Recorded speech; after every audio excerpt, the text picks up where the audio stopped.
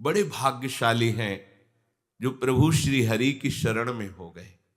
सच्ची मानिए, परम मंगल की नींव रख गई किसी भी कामना से। यही तो हमारे हरि की उदारता है। किसी भी कामना से आप केवल जुड़ जाइए तो आपकी वृत्तियां जुड़ती सच्चिदानंद प्रभु से हैं, इसलिए उसका परिणाम अविनाशी होगा। भले कामना विनाशी है पर परिणाम अविनाशी होगा।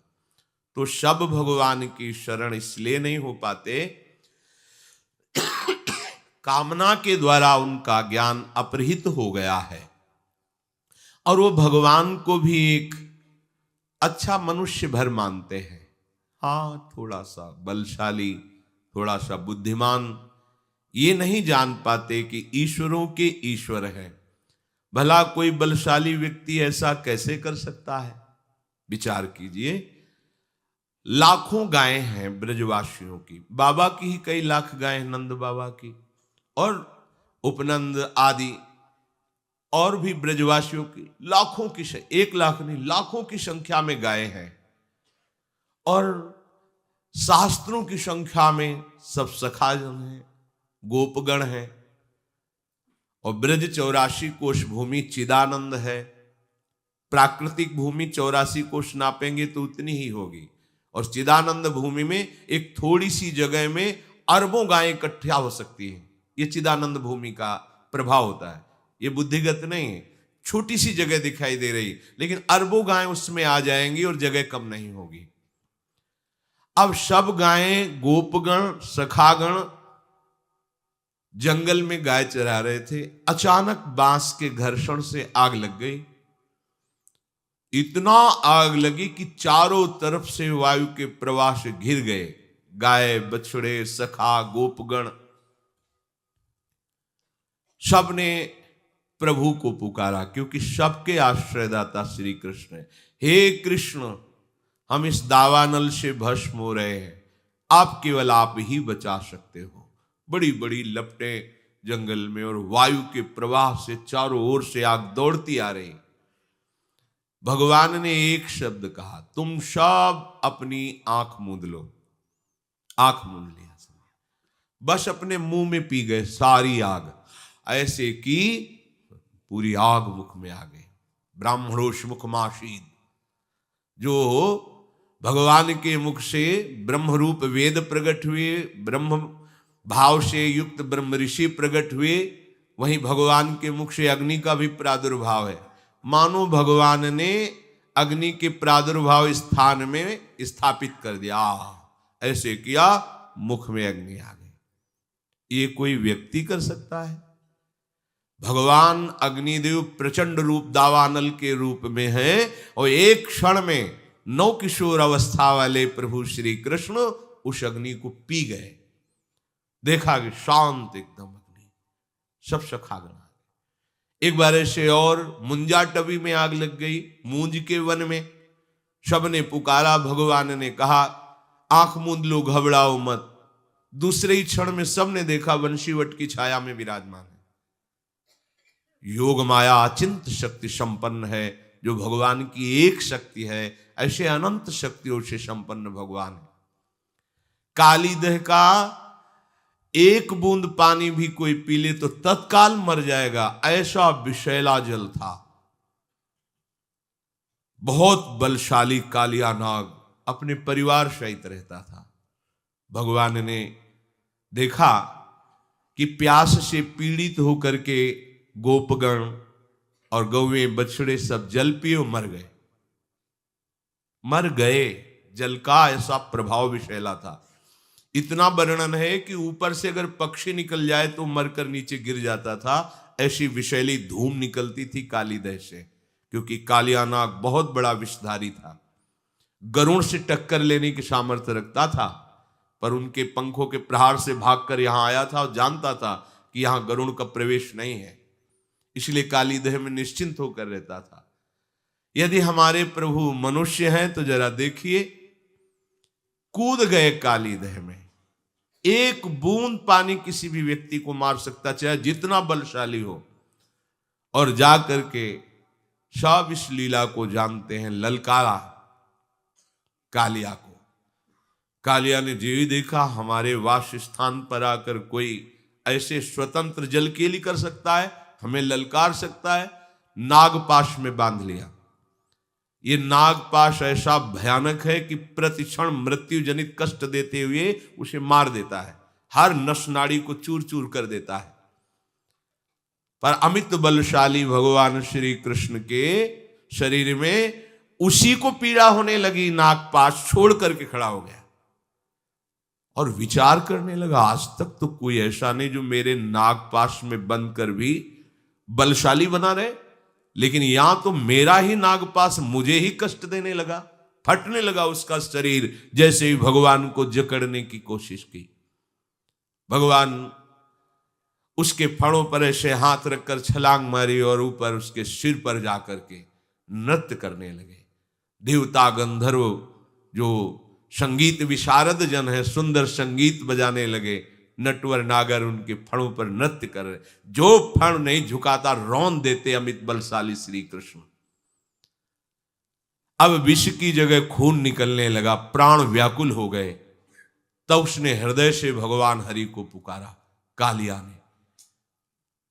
अब ये नहीं जानता कि अमित बलशाली श्री हरि ही उसके फणों को कुचल रहे हैं। नागपत्नियों ने प्रार्थना की, भगवान नीचे उतर कर आए और कहा, यहां से जाओ रमणक द्वीप, अब मेरे चरण चिन्हों से युक्त हो गया है तुम्हारा शरीर, अब गरुण तुम्हें बिल्कुल विक्षेप नहीं पहुंचाएंगे, सुखपूर्वक रहो, पर ब्रज की सीमा के अंतर्गत नहीं। ये हमारे भोरे भारे ब्रजवासी जनों को किसी भी तरह का कष्ट हो ये मुझे बर्दाश्त नहीं। परिवार सहित छोड़कर, ये मनुष्य है। छठी का दिन है, अभी 6 दिन के लालजू हैं। भयानक बलशाली देवता भी कांपते हैं, जिससे ऐसी पूतना हलाहल विष लगा करके कंस से वादा करके कि एक नंदन क्या पूरे ब्रजवासियों के 10 दिन के बालकों को मार के अभी आती हूं। भगवान ने पहले ही विचार कर रखा था कि अगर ये अन्य जनों के पास जाएगी तो हमारे सखाओं को हानि पहुंचाएगी। सीधे आकर्षण किया, उसका विचार बदला कि पहले ब्रज के मुखिया नंद बाबा के घर से ही शुरू करते हैं। ऐसा सुंदर रूप बनाया कि लक्ष्मी भी मोहित हो जाए। यशोदा मैया रोहिणी जी ने देखा कि लगता है साक्षात सौंदर्य समुद्र लक्ष्मी जी आ रही हैं, क्योंकि हमारे घर लालजू पधारे हैं, तो बड़ी कृपा हुई, ये आशीर्वाद। कोई कुछ उसको टोका नहीं, इतना सुंदर रूप बनाया। और सीधे इशारे से पूछा, कहां है लालजू? इशारा कर दिया। लालजू ने आंख मूंद ली। आज छठी का दिन है और हमें जहर पिलाने आ रही है। आंख मूंद ली प्रभु ने कि हमारी दृष्टि पड़ने पर कोई कुभाव वाला रह जाए ऐसा तो नहीं, इसलिए दृष्टि को रोक लिया कि तू अपने भाव पूर्ण कर ले। आइए, प्रभु को गोद में उठाया और अपने भयानक हलाहल विष लगे हुए स्तनों को प्रभु के मुख में दे दिया। करुणा समुद्र है प्रभु, देखो आई है मारने। प्रभु के छोटे छोटे श्री चरण उसके वक्षा स्थल पे हैं, कर कमल से उसका वक्षोज पकड़े हुए हैं और मुख से दुग्ध पान कर रहे हैं। थोड़ी ही देर में आवेश में आए प्रभु और दुग्ध के साथ प्राण पीने लगे। अब तो वो सुंदर रूप छोड़कर भयानक रूप धारण करके चीखती, अरे छोड़ दे छोड़ दे, भागी। 6 कोस के वृक्षों को तोड़ती हुई भयानक पूतना मृत्यु को प्राप्त हुई। भगवान ने उसकी जीवात्मा को अपने धाम भेजा। ये मनुष्य है प्रभु, जो लोग इनको समझते हैं कि ये तो कृष्ण मनुष्य है, ये मनुष्य है। जिस समय देवराज इंद्र ने देखा अपनी पूजा को भंग ब्रजवासियों ने कर दिया, एक कृष्ण के कहने पर, और एक पहाड़ की पूजा कराई गिरिराज जी की।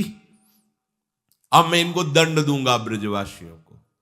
ये पता होना चाहिए कि जो भगवद आश्रित है उसे केवल भगवान ही दंड विधान कर सकते हैं। अगर दूसरा कोई दंड विधान की सोचे तो वो दंड का अधिकारी हो जाता है। भगवत दास को केवल भगवान ही सुधारने के लिए ऐसा विधान रच सकते हैं।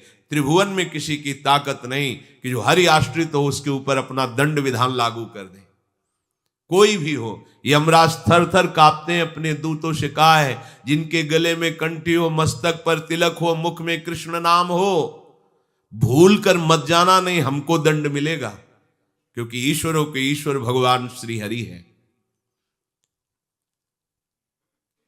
ठाकुर जी के चरणारविंद का थोड़ा भी आश्रय हृदय में रख ले, थोड़ा भी आश्रय, सारी की सारी भयवृत्तियां, सारी की सारी चिंता नष्ट हो जाती है। हम लोग समझ ही नहीं पा रहे, श्री कृष्ण को एक साधारण मनुष्य समझ रहे हैं। देवराज इंद्र ने आदेश कर दिया प्रलयकालीन मेघों को वर्षा के द्वारा पूरे ब्रज का नाश कर दो, मूसलाधार वर्षा, सब ब्रजवासी जन हे कृष्ण अब तो आप ही रक्षा कर सकते हो।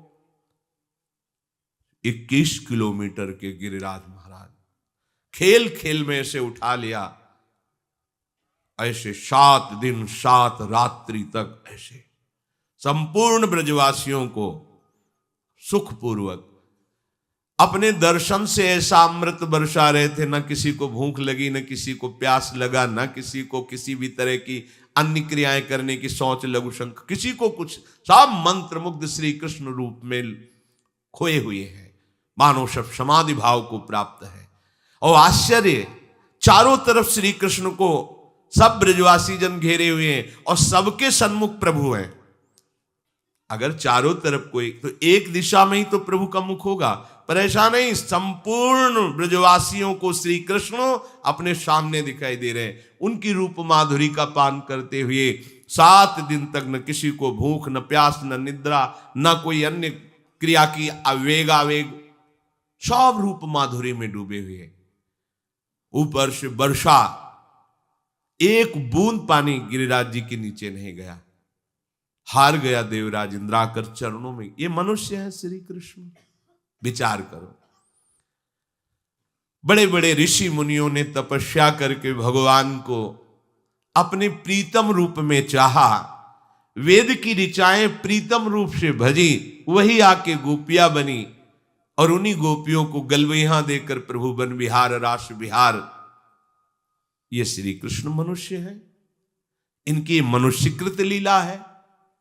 बस ये जो बुद्धि माया के द्वारा अपहृत हो गई है, इसीलिए प्रभु श्री कृष्ण की इन महामहिम लीलाओं को सुनने के बाद, पढ़ने के बाद भी ये बात समझ में नहीं आती।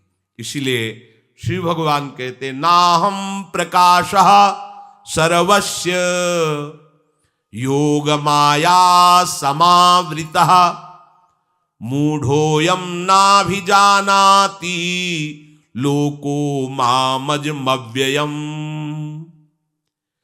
ये जो मूढ़ लोग हैं, मूढ़ कौन है? जो असत भोगों में सुख बुद्धि करके फंस गया है, वही मूढ़ है, मूढ़ात्मा। मूढ़ता यही है कि श्री हरि भक्ति रूपी सुरसरी धारा का त्याग करके क्षुद्र भोग ओष कण से हम प्यास बुझाना चाहते, यही मूढ़ता है। श्री हरि सबके समुद्र हैं, ऐश्वर्य के भी हैं, वैभव के भी, माया के भी, ज्ञान के भी, प्रेम के भी, जो चाहिए इनको छोड़कर अन्य आश्रय, ये मूढ़ता है। प्रभु कह रहे हैं ये जो मूढ़ मनुष्य समुदाय है, मूढ़ोयम नाभिजानाति, ये लोग मेरा परिचय नहीं जानते। बड़े भाग्य हैं जिनको भगवत चर्चा सुनने को मिलती, भगवत चर्चा करने को मिलती है, भगवान नाम जपने का अवसर मिलता, ये बहुत बड़े भाग्य है। बिना कृपा के संभव